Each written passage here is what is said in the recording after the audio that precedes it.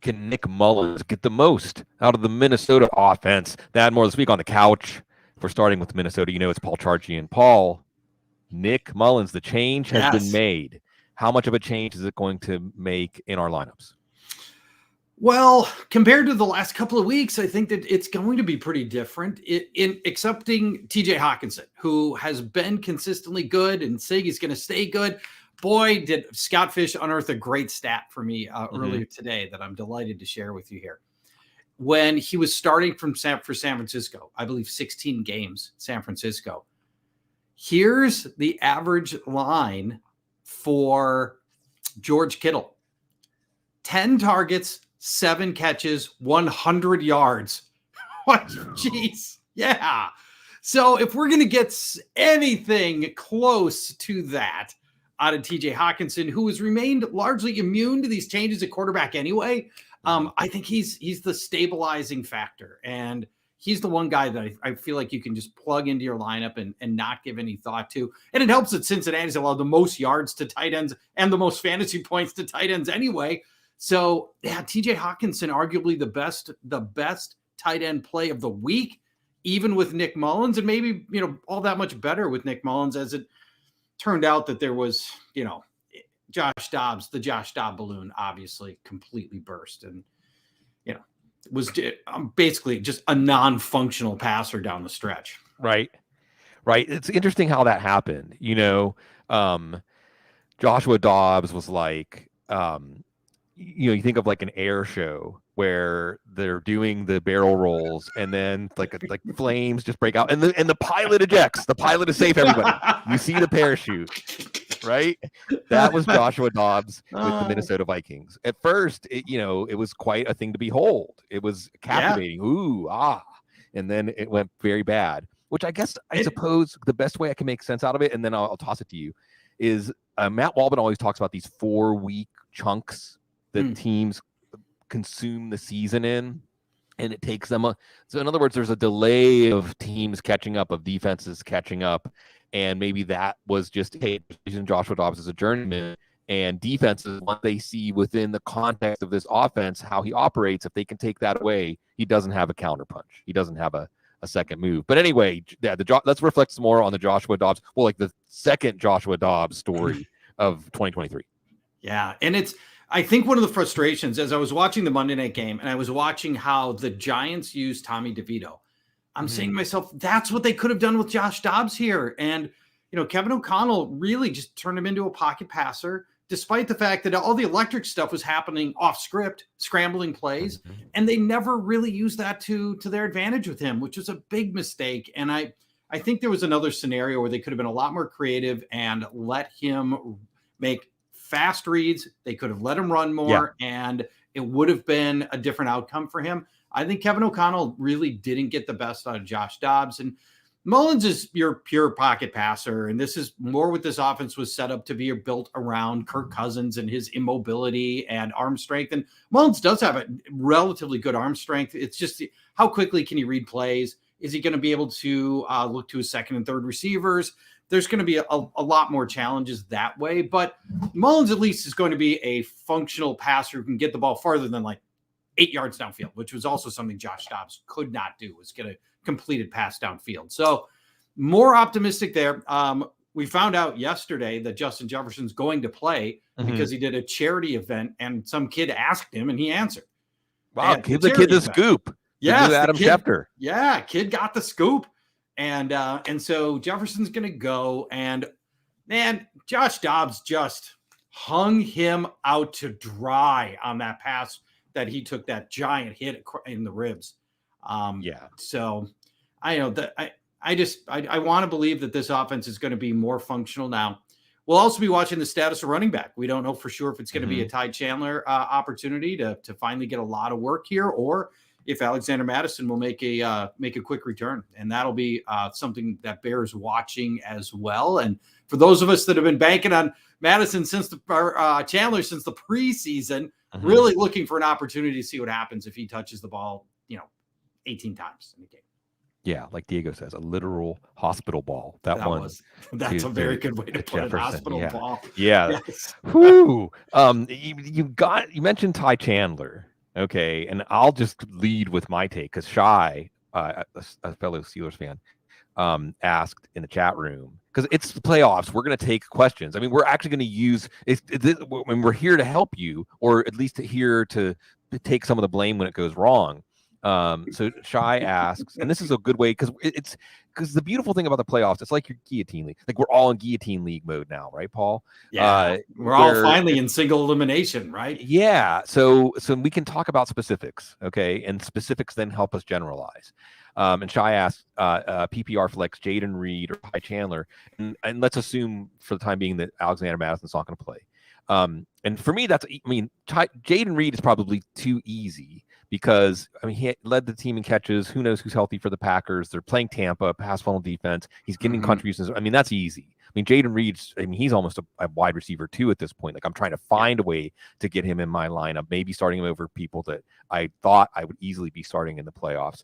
But I'm more of the opinion on Ty Chandler that, even if Alexander Madison isn't active, I'm putting him in the bucket now with like Zach Moss, Dante Foreman, guys that are like, well, I guess if I have to, a running back that I know is going to get 15 touches, yeah, I can find a place for him, but I'm not expecting anything. You want to brighten that up? No, I think that's about right. I think the matchup is okay against Cincinnati and really just okay. Chandler's, I've been beaten down on this Chandler thing since the preseason. If you remember going back to then, my core concept of this was Alexander Madison's just not that good. And sooner or later, they're going to give Ty Chandler an opportunity. And despite the fact that Alexander Madison hasn't been good, we saw that part of it correctly. The refusal to go to Chandler and give him meaningful reps has been an ongoing frustration for me and Viking fans everywhere, really. And, what he can do is he can bring some receptions to the table. Bengals have only allowed one reception touchdown to running backs, but that's the Vikings running backs only have totaled 5 touchdowns all season, 3 by the air. So maybe he's going to chip in a little bit that way. I see him as a flex guy in a starting role. And if it's not a starting role, I think Chandler. Oh, yeah. If he's not a starting role, I don't even know if you're carrying him on your roster. I'm dropping him for somebody else. If Madison's going to play this week, I'm dropping Chandler for Jordan Mason.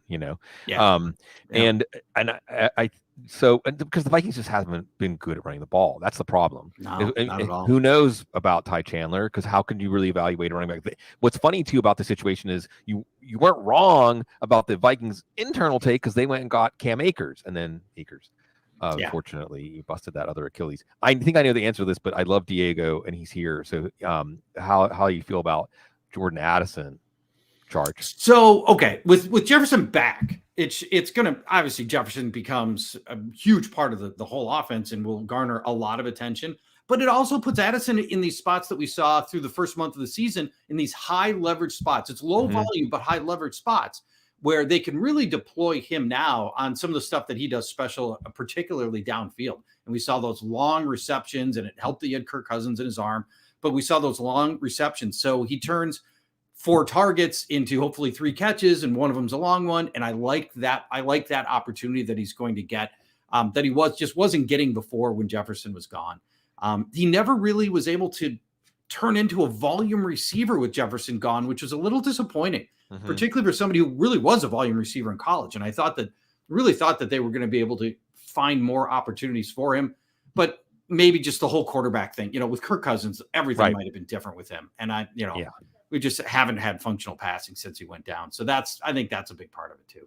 Yeah. And that's the other problem is Nick Mullens. That's if it was Kirk Cousins, then we'd have a different conversation. And is it impossible that Jordan Addison catches a 60-yard touchdown? It's not impossible. Like if he had, who could have seen that coming? Well, that, like you said, is the role he plays in the offense, is the guy that they'll forget about. The busted coverage, the plays designed to put him in a situation where he can really take advantage of Justin Jefferson and the hypnosis effect he has on, because and then you always see TJ Hawkinson taking advantage in a similar fashion. Like you said, you can set your watch by him, and we'll see a very interesting. Who would have thought when Kirk Cousins went down and Joe Burrow went down, this game would have playoff implications on Saturday. Yeah. So, right. One other thing I'll mention about the possible deep connection for Addison, the defense allowing the longest ADOT in the league is the Bengals. Right. And so, there's, you really can put together a scenario here where Addison does turn a handful of catches into a really meaningful game, breaks one. So there is a scenario here where that works. Yeah, we'll see. The interesting thing about the Bengals defense is last week, the Colts just had one offensive touchdown against them. And this is a Shane Steichen, Gardner Minshew offense. There's at least a game competitor, Yeah, for sure. I mean, the play calls and the players, they've been able to move the ball and be like at least modestly successful. And the Bengals shut down. We'll see. I mean, it's hard when we're in these smaller windows, but we got to help people make calls. And probably, Paul, one of the toughest calls is going to be Patrick Mahomes. Right? It really is. I've got him in a guillotine league that I've survived with him in, which has not been easy. I'm cutting him outright in a guillotine league. I shouldn't. I don't know if I should say who I'm bidding on yet. But it's Matthew Stafford. Scoop. Here's a scoop on the show. It's Matthew Stafford for this week. Oh boy, slam dunk. Yeah. So I'm trying to cut Mahomes for Stafford, and Stafford's available. So I've got Mahomes right now sitting at quarterback 13 against New England. Where is that in the ballpark or where you've got him?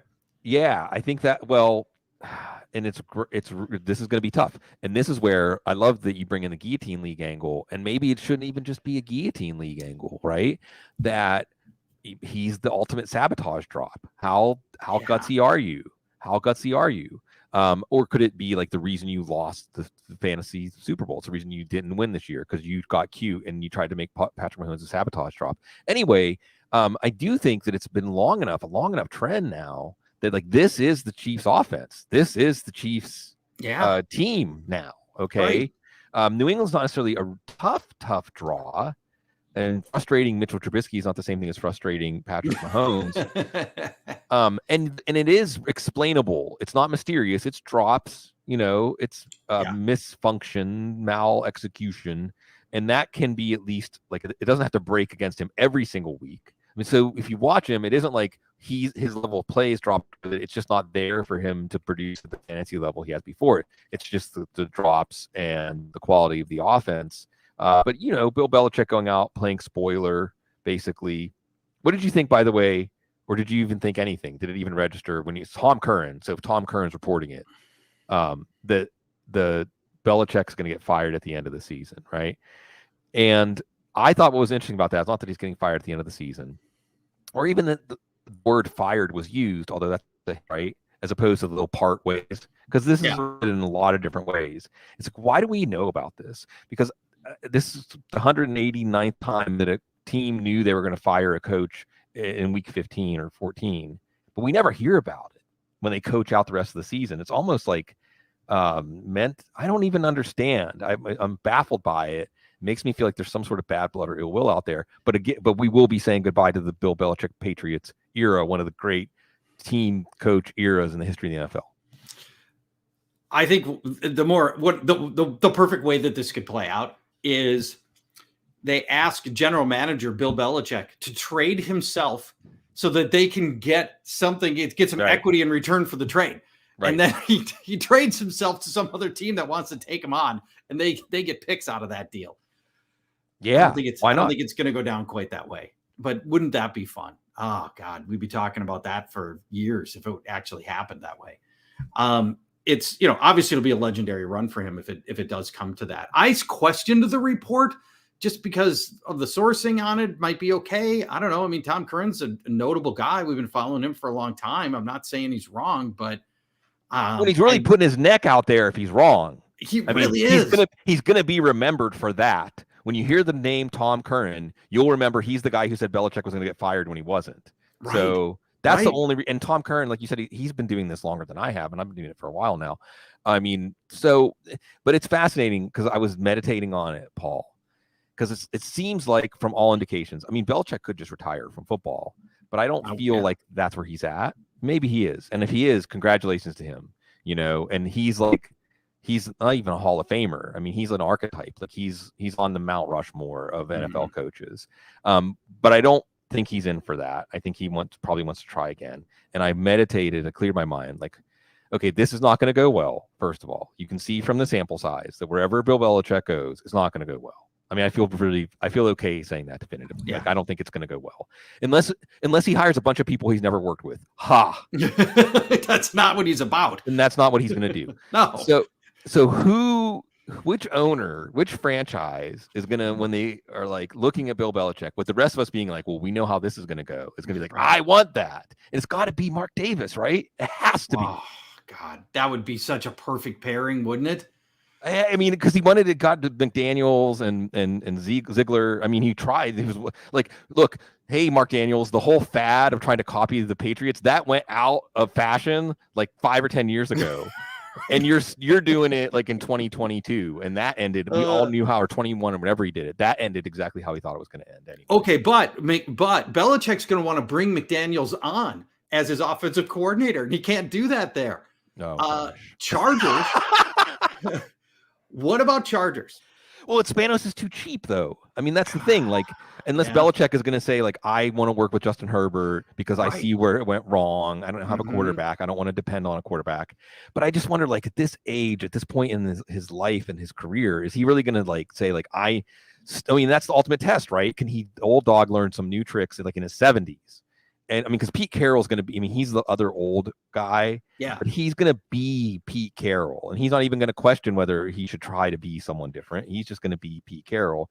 And Bill Belichick is somewhere in between, because the thing about Bill Belichick, the secret sauce of Bill Belichick isn't some like unbelievably hardened mindset that he got from working under Parcells and all that stuff.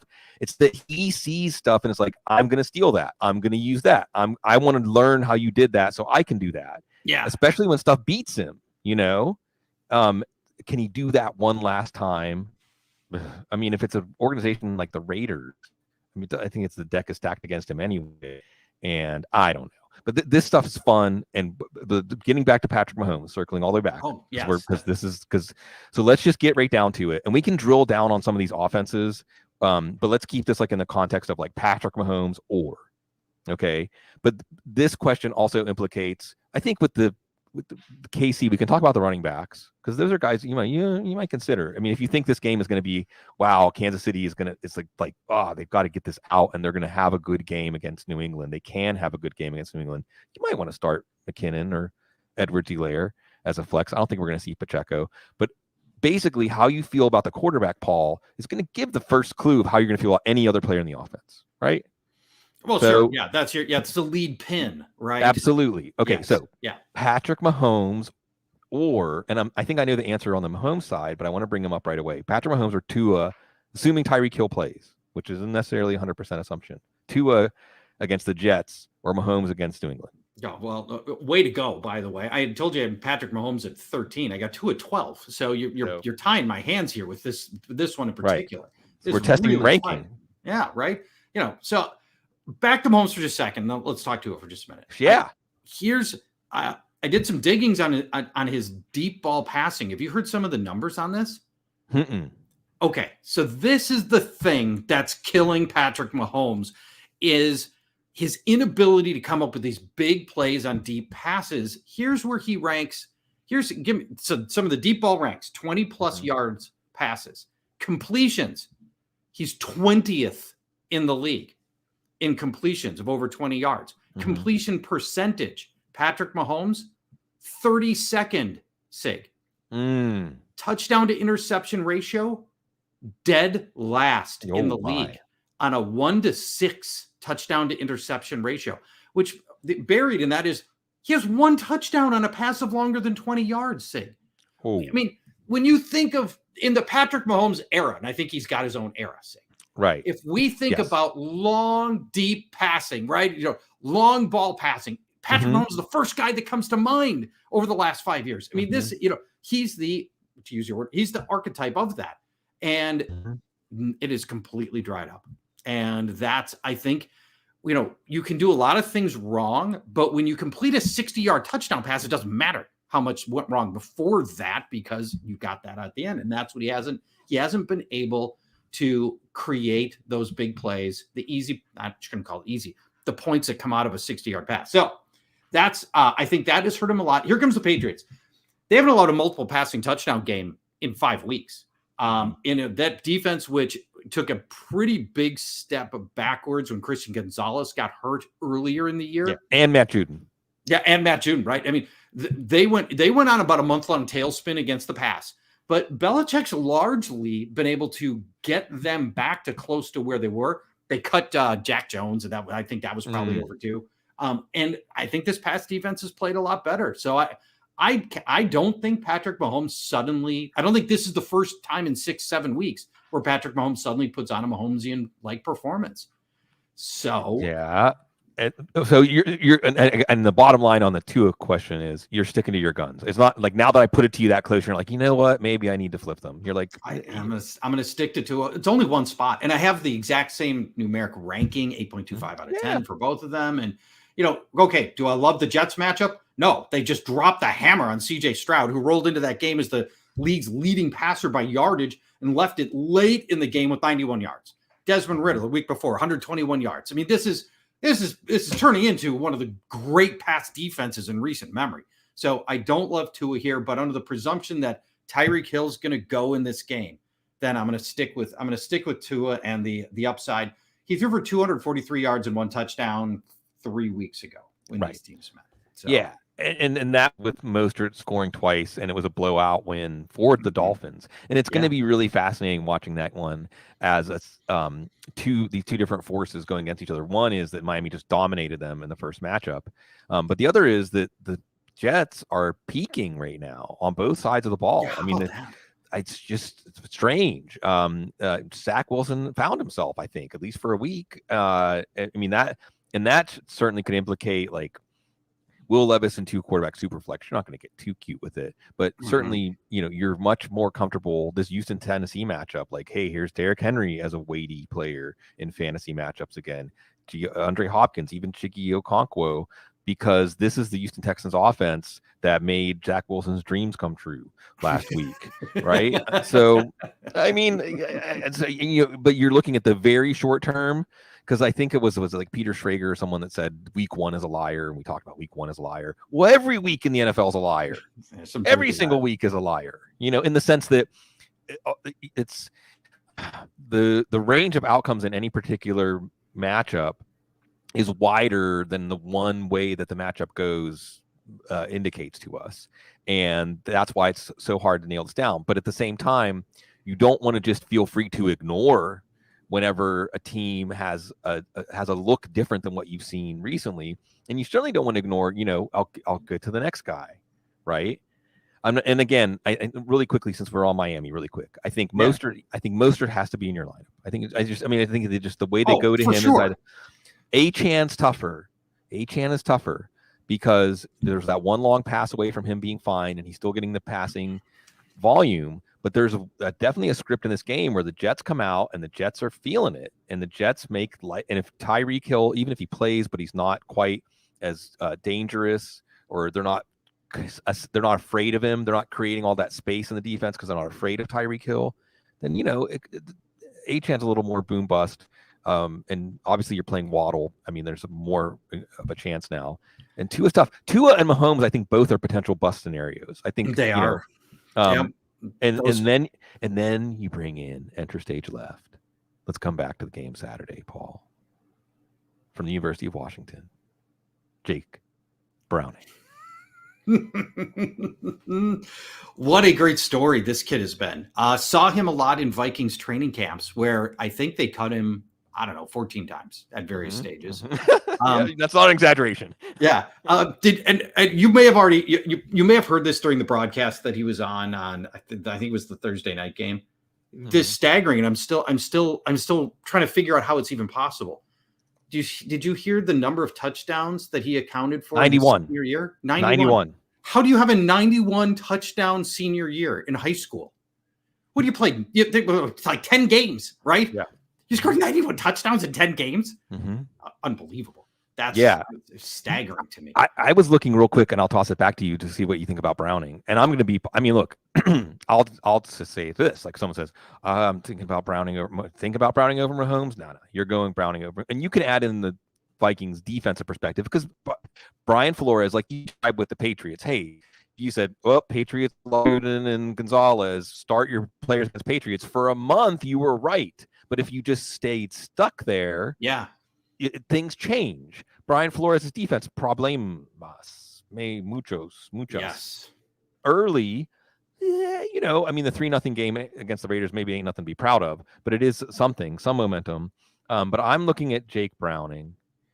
I'm looking at the Bengals and the screen game. Hello. And Zach Taylor.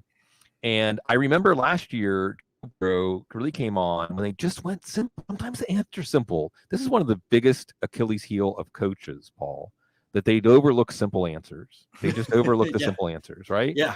The screen game. And otherwise, just that he's driving a Ferrari in terms of the quality of skill players, you know, and maybe, who knows, maybe Joe Burrow is telling him some stuff behind the scenes, but it's working. And Jake Browning, I dug around a little bit myself because I'm like, I want to get to know, I mean, wow, he's here. And maybe he shouldn't have been brushed off because some of the things I learned about him, he started the season opener as a true freshman at a Power 5 school. That's rare. Tough. That's really rare. Because there's usually some junior or senior who's got, it's their turn, you know? Right. He was 6th in Heisman voting as a sophomore. Yeah. From the Bill Parcells School, another Parcells reference, 54 college starts. Wow. So that's a lot. That, I mean, there's a lot of reps. There's a lot. And maybe we can't discount that he had to keep, I mean, what kind of human being, like when you get cut as many times as he has, is still working. One of these days I'm going to get my shot. One of these days, I mean, we're talking about somebody that has been around the league. How many years now, Paul? 5 or 6, right? Yeah, it's a long time. And barely even sniffed an opportunity. So let's give him the credit on the human factor of the perseverance and belief in health, because Jake Browning they have the exclusive rights free agent. And someone pointed out that the Bengals are so cheap, they're just going to pay him the $750K or whatever it is. Because I think it's interesting to approach him and be like, hey man, how about a 3-year, $20 million deal? You forego free agency for a year or two, but we know because Joe Burrow is just not the most durable guy, unfortunately. We have you because this team is going to maybe make the playoffs with Jake Browning, and you should play him in the fantasy playoffs. I don't think you should play him this week. Ooh, I'm going to go the other foot. Now, granted, okay, obviously way better than expected, and the passing's been way better than expected. I saw this stat earlier today. Over the past 3 weeks, he leads the NFL in adjusted completion percentage. What? Yeah, I like you use adjusted too. I mean, there was some sort of stat where I think he's one of only 4 quarterbacks to have like X amount of touchdowns, completing 75% of his passes over like a 2-week span.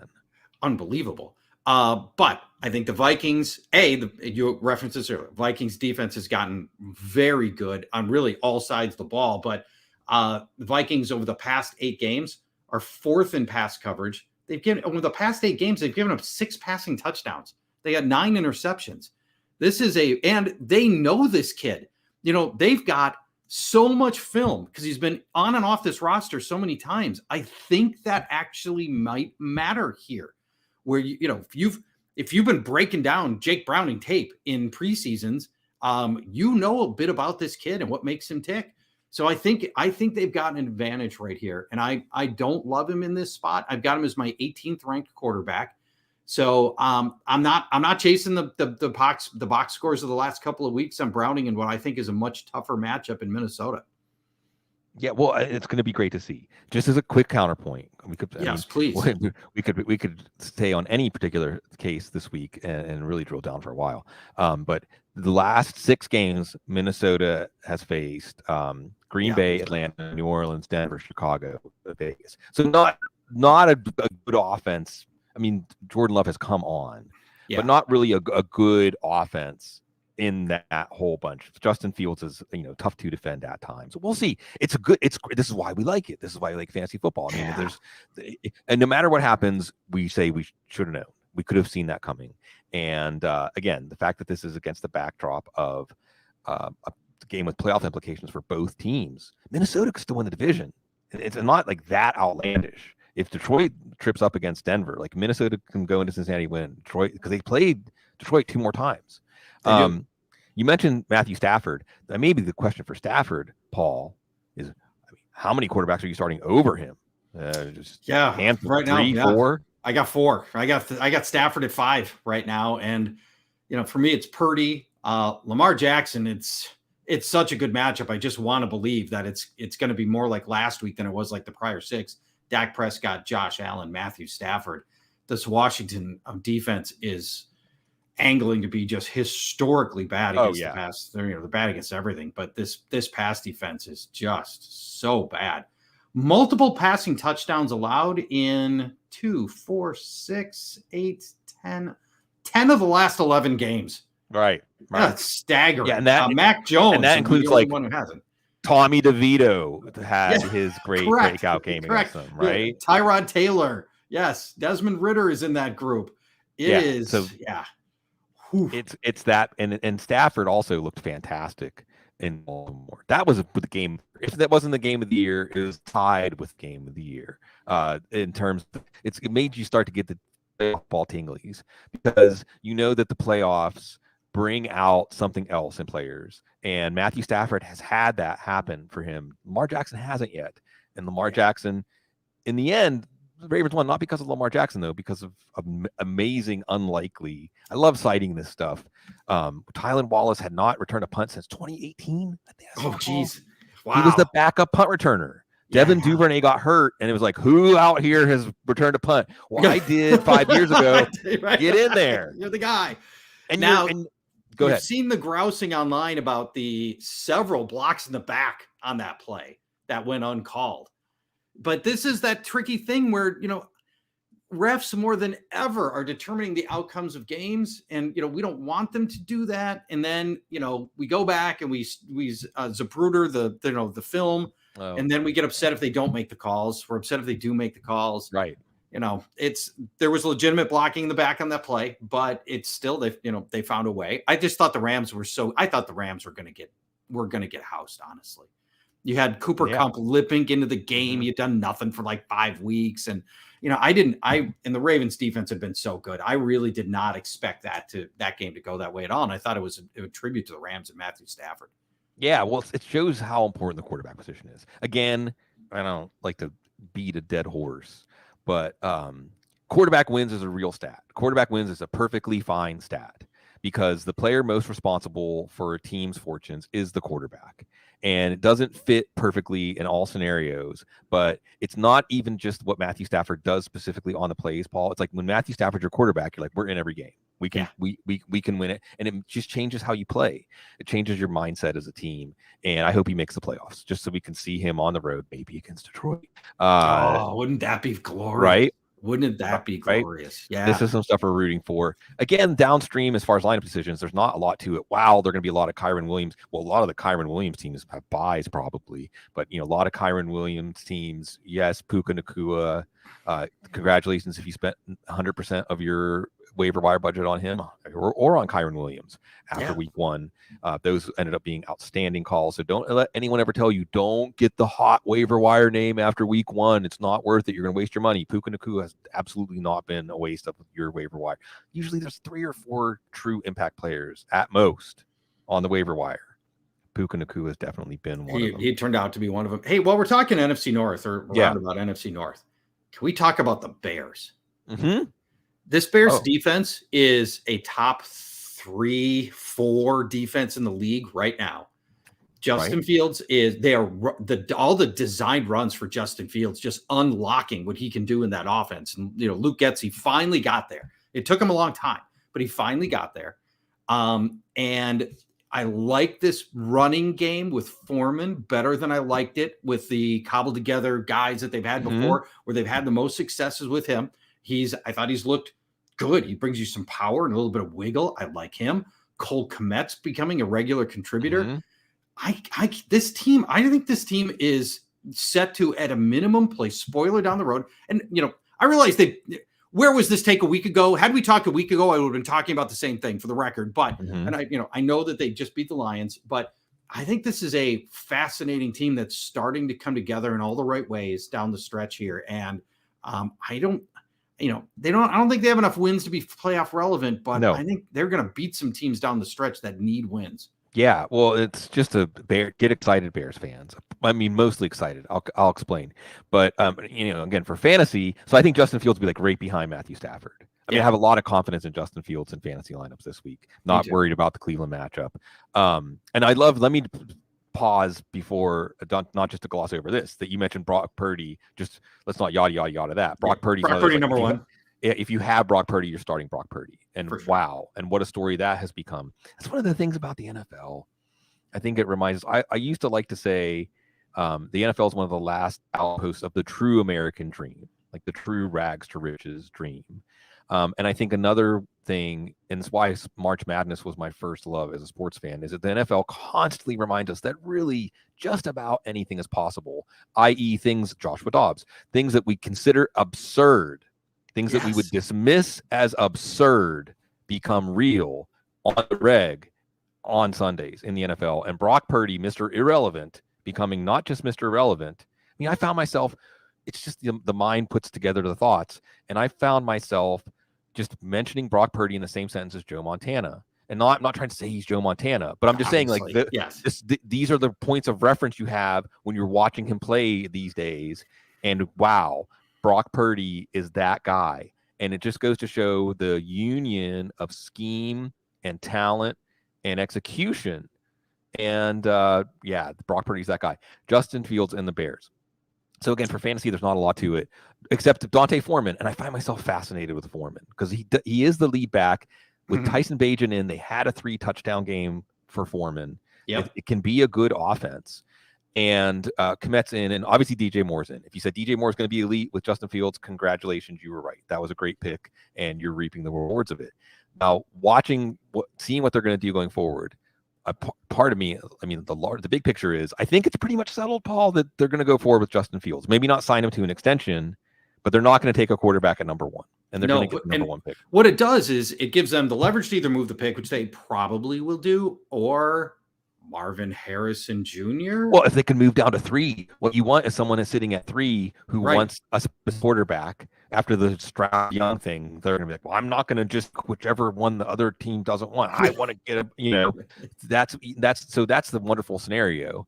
And wow, I mean, short of going to the playoffs, I mean, whatever, if you're a fan of the Bears, you probably feel better about your team than a lot of teams that are going to go to the playoffs, honestly. Like, how good should you feel about the direction of your franchise? Yeah. I mean, Bears are like top 6, top 7, because you can build so much around Justin Fields now. You can make him look more like Russell Wilson on the Seahawks at the heyday of that team. The only caveat is it going to still be Matt? Is it still going to be Ryan and Matt? Yeah. Because did they kind of luck into this? Well, okay, but look at what Eberflus has done with this defense. It took him a long time to get here, but I'm not taking that away from him, Sig. I mean, this has been 2 years in the building, and he's gotten this defense to a point now that it's a defense nobody wants to face. So, I think Eberflus has done enough to warrant returning to his job, and I wouldn't change that. Well, and hey, we'll see. Now, the last 3 weeks in fantasy circles too, they've been amazing, outstanding. I don't even know how many turnovers they've forced in the last weeks, like 11, 12, 13, like that. Wow. However, those games were against Joshua Dobbs and Jared Goff. Yeah. Again, with the plane and the flames and the crashing. And one of those games, Jared Goff pulled it out of the tailspin and then pulled it, and then the crowd went really like, wow, he did. He pulled it out of the tailspin. It didn't crash, and did the barrel roll. That was the best air show trick ever. He just crashed last week. So was it them? Was it the quarterbacks? But the thing I do want to say, I absolutely agree with you on giving Eberflus credit, is it's a lot of different names. It's a lot of different players. It's his defense. Yep. And if they can do it against, again, the NFL, I don't care how absurd it is. If I told you Joe Flacco is going to save the Browns season, right. What the hell? Yeah. Right. I mean, that's just not coherent. I know those words, but in that sentence, that doesn't make any sense. And Joe Flacco is going to be better than Deshaun Watson. So we'll see. I mean, we'll see. What a fascinating game, like you said, with these two franchises and where they're at. And I'd love the Flacco story. I mean, Flacco's fantastic. Yeah. Because, go ahead.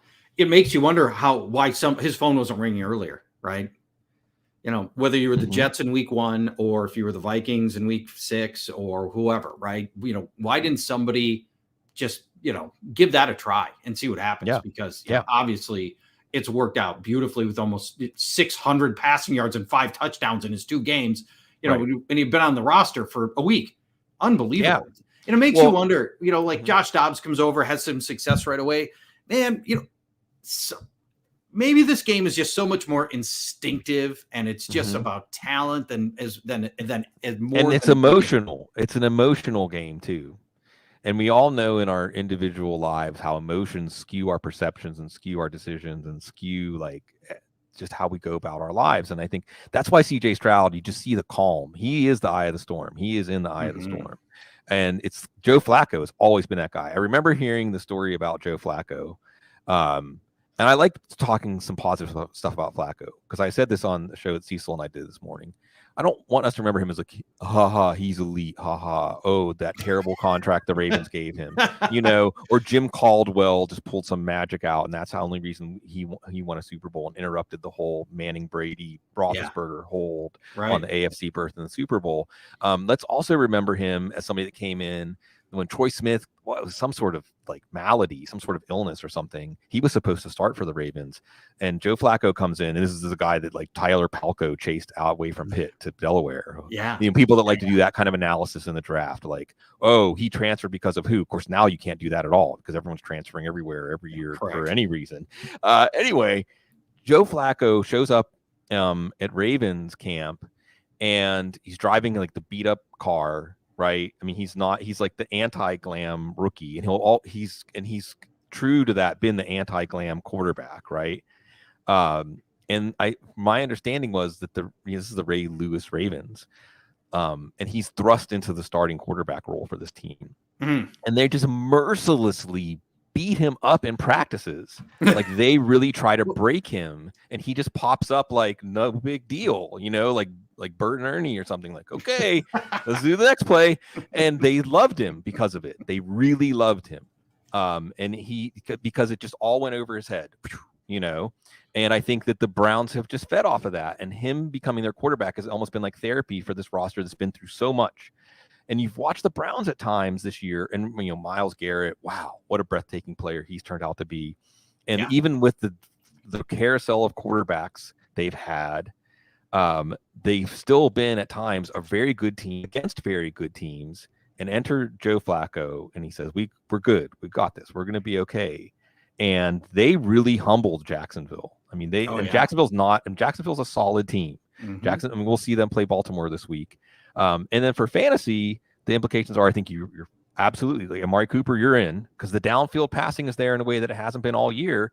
And David Njoku, who found himself after Harrison Bryant outproduced him 2 weeks ago, David Njoku, you're in, and maybe even Jerome Ford because Joe Flacco uses the whole field. Joe Flacco has good field vision, good decisions. He's going to check down. He's going to find running backs on those design plays. Kevin Stefanski, who I know you know well, is his game and his way of thinking about it well.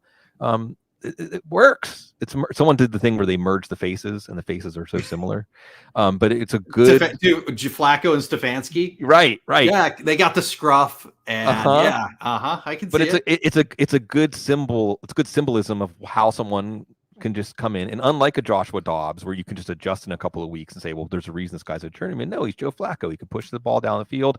He can hang in the pocket and look down the barrel of the gun and deliver the ball. He's been there, done that, and I think the Browns are feeding off of that.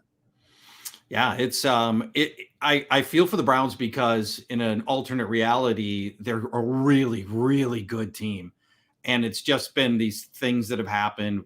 In part, they brought on themselves the bad Watson contract, but then losing Nick Chubb, and you lose the identity of your team, and yet here you are still in the thick of it because your defense is so freaking good. It can win every single game, and I've always got a soft spot for Stefanski. You mentioned in my time of dealing with coaches in Minnesota, best guy, single best guy I've ever worked with. Just salt of the earth, solid human being. You can't not root for him. And it kind of broke my heart when they brought in Watson, because I felt like it was going to just taint the perception for Kevin Stefanski, maybe forever. And it's going to put those two in the same mind space at the same time. And I never wanted those two together. But I love the fact that they're still winning and they're still in the mix right now. And I hope that, I hope it continues. That's just my personal bias.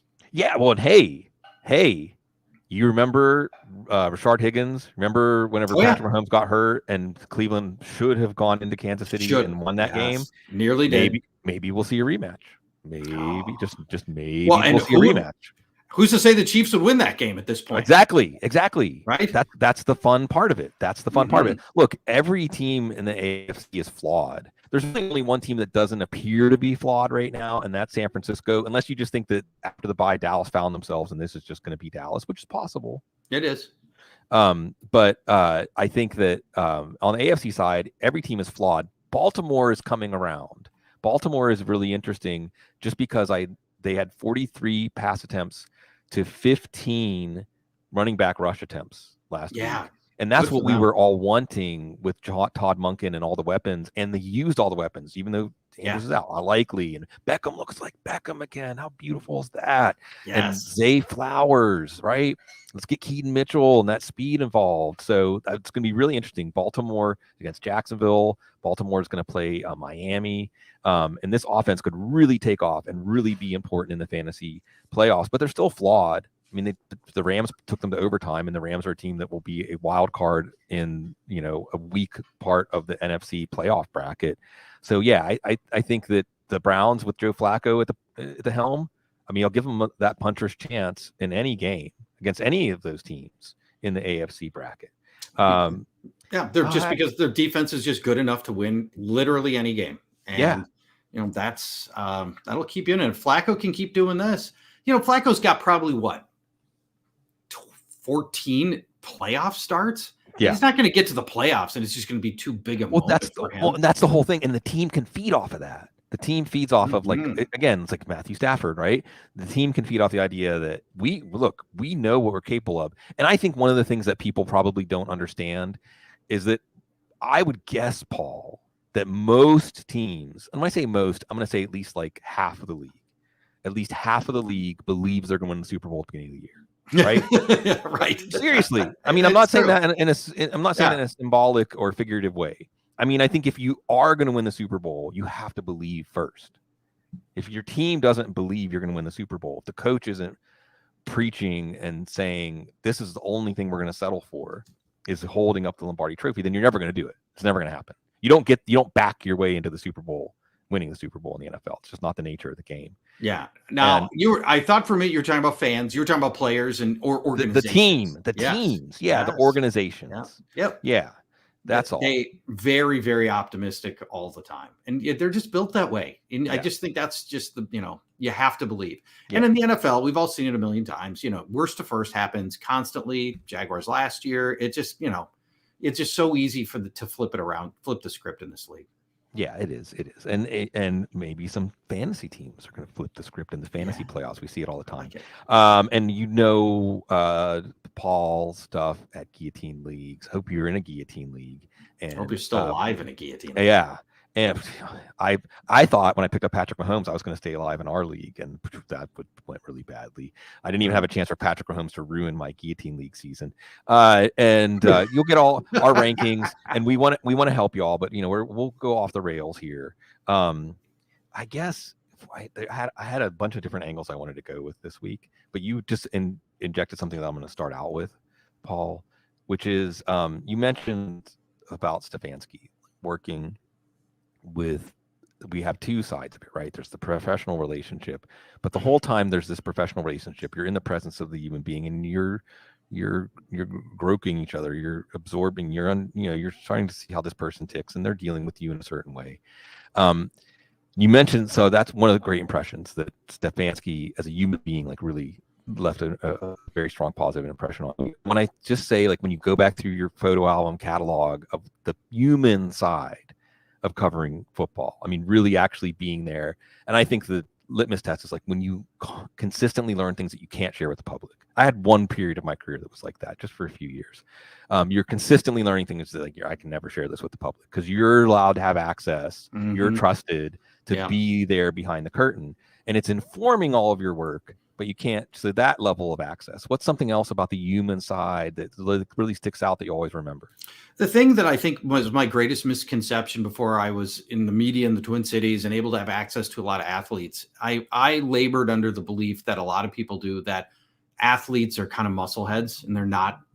Man, by the time you get to be a pro, most of the league they're pretty sharp guys, and they're pretty smart, and they're pretty reasonable. And, you know, the process of getting through high school, through college, the pros is laden with so many challenges and ups and downs that it filters out. I think a lot of the people that are, you know, bad people, bad judgment, foolish people, ignorant people, by the time you get to the end, most of the people that I end up talking to are like, it's a pretty sharp guy. Alexander Madison, love him as a person, even though, you know, I came on your show, I'm like, I don't think you want to draft this guy, and blah, blah, blah. It's, you know, I think by and large, most of these people are good people that are smarter than you think, better grounded than you think, more reasonable than you think. Yeah. How's that? Does that answer your question? Oh yeah. And I think that, so if you have made it as a professional football player, not just getting drafted, but actually going through the grind of the NFL for a year or two, and not just surviving it, but growing from it and growing into a starter or a strong role player, you know, or somebody that the team says, like, well, you have someone ahead of you, but you've got a future, like you're making it in the NFL. Yeah. You're having to go on kind of like an odyssey, Homer's Odyssey journey through perils, through different types of people, different forces out there that want to throw you off. Yeah. In any number of ways. And you understand real life. You understand what's really true in the end if you can manifest that out of yourself.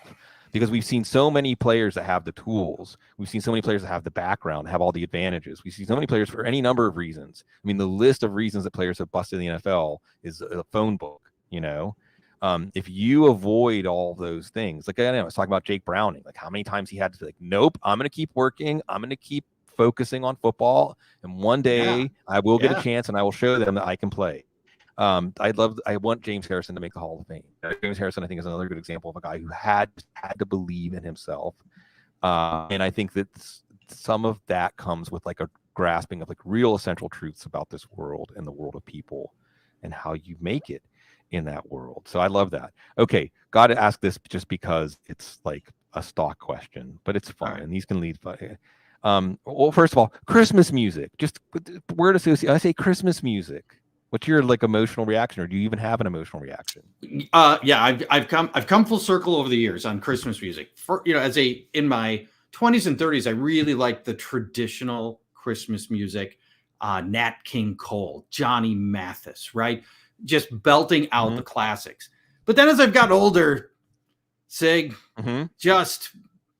I've heard them so many times that I really gravitate toward some different ones. Oh, I'll be back in 10 seconds. Hang on. I'm going to grab my stack of Christmas vinyl and I'm going to show it to you. Oh my, yes. And I don't have a stack. I'll talk while you do that. We did get a Louis Armstrong down here in New Orleans, a nice Louis Armstrong one.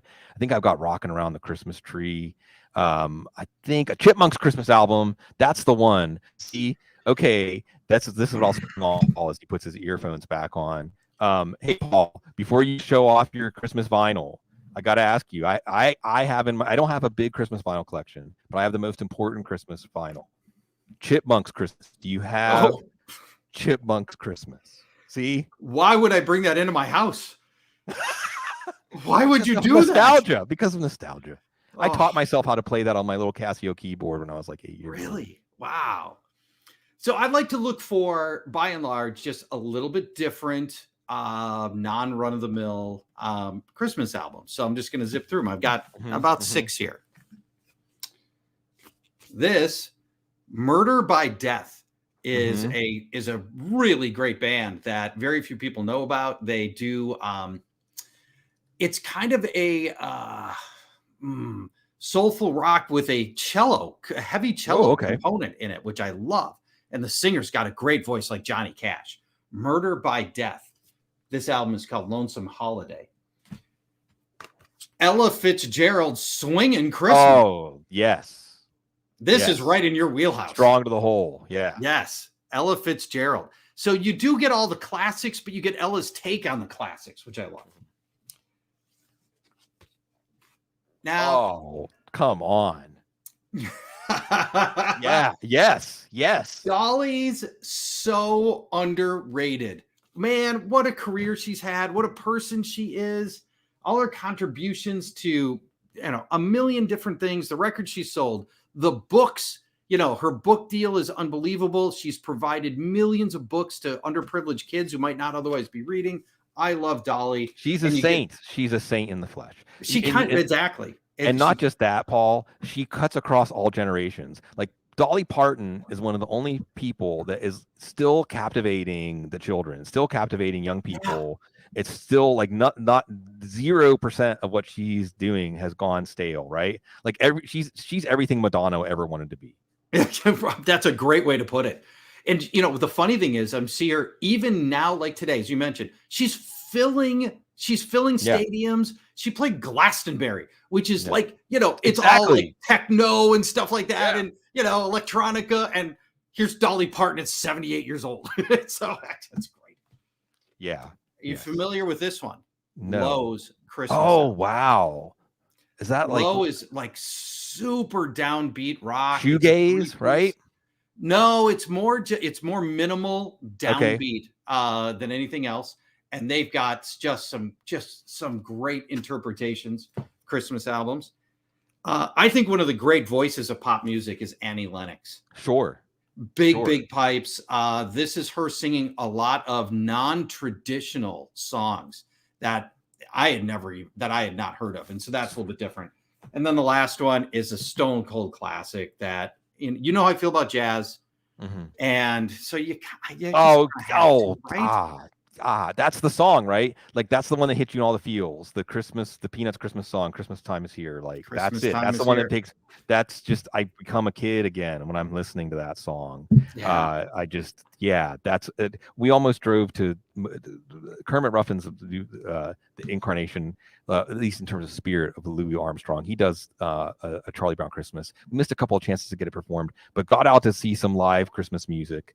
And that went like as good as I possibly could have expected asking you that question, Paul. Thank you. Especially for the folks here at YouTube getting to see the records. Go out, see some live Christmas music. I'm with you. The older you get, the more richness emerges. And we went to see Don Vappy, who is a legend, an absolute legend. He won the Steve Martin Banjo Award. He's incredibly steeped in like traditional jazz. But when we went to see him, he was playing jazz guitar, and he just, I'm on a sorry, Joe. I mean, he on the jazz guitar, and he has interpretations of Christmas songs. He talked about how he was thinking about We Three Kings and being in the desert, and he plays this version of We Three Kings. He did this incredible like slow jam version of Little Drummer Boy. I mean, it was amazing, like the interpretations, because these songs are so available in the collective consciousness that when somebody shows you their take on it and it's something that like really reintroduces the song to you, it's revelatory. WWA, the radio station here in New Orleans, is 90.7. They have all these DJs who are all volunteers and do love of music. It's like you listen to them all year, all have an incredible encyclopedic knowledge of music. So when they do like the blues show, it just turns into the Christmas blues show. Love it. Oh my. You just turn on, if you like Christmas music and you want to hear a whole bunch of amazing Christmas music you've never heard before, 90.7 WWOZ. The last thing I'll mention, because somebody brought up in the chat room, is Donny Hathaway This Christmas. You know that song? What is that? I don't know who Donny Hathaway is. Oh, wow. Donny Hathaway was one of the greatest soul singers of all time, and his story is very sad. And I'll just leave it at that. He sang in Where Love with Roberta Flack. Where Love. You heard Donny Hathaway before. He's one of the great, his daughter Layla Hathaway is out there. She does stuff with Robert Glasper sometimes. So his story is really sad. Donny Hathaway live, I'll tell you this, Paul. Donny Hathaway's live album is right up there with any live album. It might be the best, or it's on the short list of the best live albums. Okay, I'm just going Of to put any that out there. genre, anytime. What are we talking I'm about? telling you, that's how of esteem I hold it in. So that song this Christmas, When You Know His Story, yeah, and it is sad, it maybe is like the Christmas song. It's like the best Christmas song. It's the one that gets me choked up. Just like when I get to talk to my friend Paul Charchian, just like when I get to spend time with all of our friends. Thank you, everybody. You're the best because you're so classy.